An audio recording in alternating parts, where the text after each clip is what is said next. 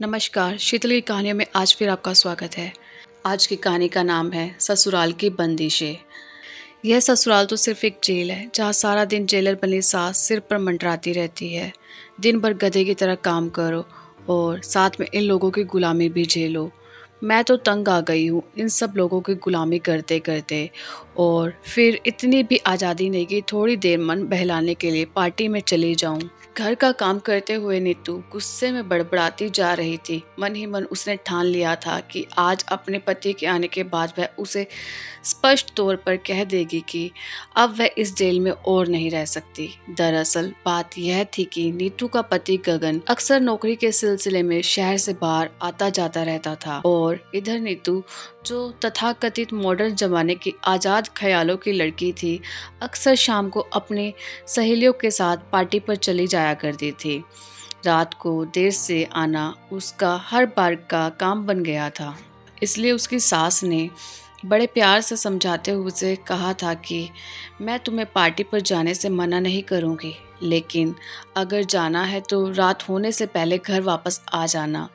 इतनी रात तक बाहर रहना अच्छे घर की बहू बेटियों को शोभा नहीं देता।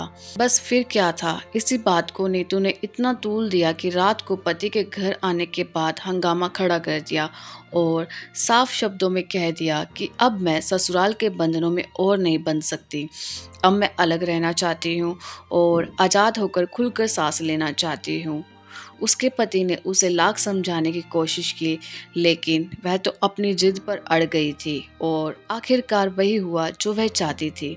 नीतू अपने पति को लेकर अलग घर में शिफ्ट हो गई।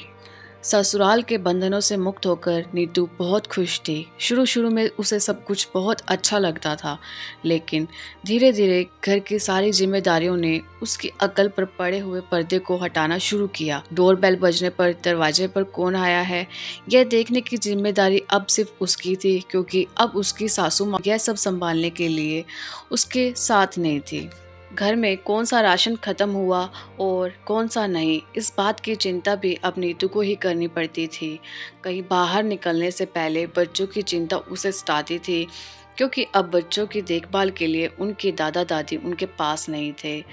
अब उसका आए दिन पार्टियों पर जाना बंद हो चुका था, क्योंकि अब वह अपनी मर्जी से कहीं जा भी नहीं सकती थी।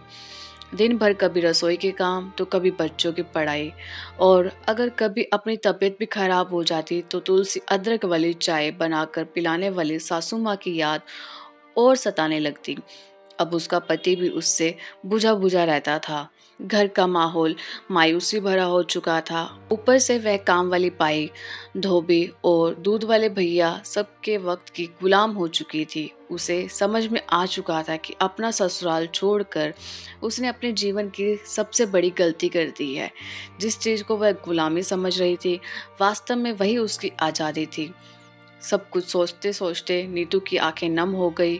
रात को जब उसका पति गगन घर वापस लौटा तो नीतू ने रूंधे स्वर में कहा, सुनिए, क्या हम अपने घर वापस चलें? यह बात सुनकर गगन उसे हैरानी से देखने लगा। शायद उसे अपने कानों पर यकीन नहीं हुआ। क्या मतलब? तुम्हें तो आज़ादी चाहिए थी ना, अपने ससुराल की बंदिशों से, गगन ने कहा। तो नीतू रोते हुए कहने लगी, मुझे नहीं चाहिए ऐसी आज़ादी। फिर गगन ने कहा, नीतू, घर से बाहर कदम रखना तो बहुत आसान है। हमें लगता है कि बाहर सब लोग बहुत आराम की ज़िंदगी जी रहे हैं, पर हम यह नहीं समझ पाते कि जब तक हम माता पिता के आश्रय में रहते हैं तो हमें बाहरी दुनिया के थप्पड़ों का बिल्कुल भी एहसास नहीं होता। दरअसल जो हमें बंदिशें लगती है वही हमारी आज़ादी होती है। घर से बाहर निकलकर हमें पता चलता है कि आज़ादी के नाम पर हमने खुद ही अपने पाँव में बेड़ियाँ डाल ली। यह बात सुनकर नीतू और भी जोर जोर से रोने लगी, लेकिन अब वह निर्णय ले चुकी थी कि उसे ऐसी गुलामी नहीं चाहिए। अगले दिन अपने पति और बच्चों के साथ वापस अपने ससुराल पहुंच गई और अपने सास ससुर से माफ़ी मांगने लगी। आज उसकी आंखों में पछतावे के आंसू थे। उसे देखते ही सासू माँ ने तुरंत उसे अपने गले से लगा लिया। यह प्यारा सा परिवार आज फिर से एक हो चुका था। आपको कहानी कैसी लगी कमेंट बॉक्स में ज़रूर बताएं और चैनल को सब्सक्राइब ज़रूर कीजिए। धन्यवाद।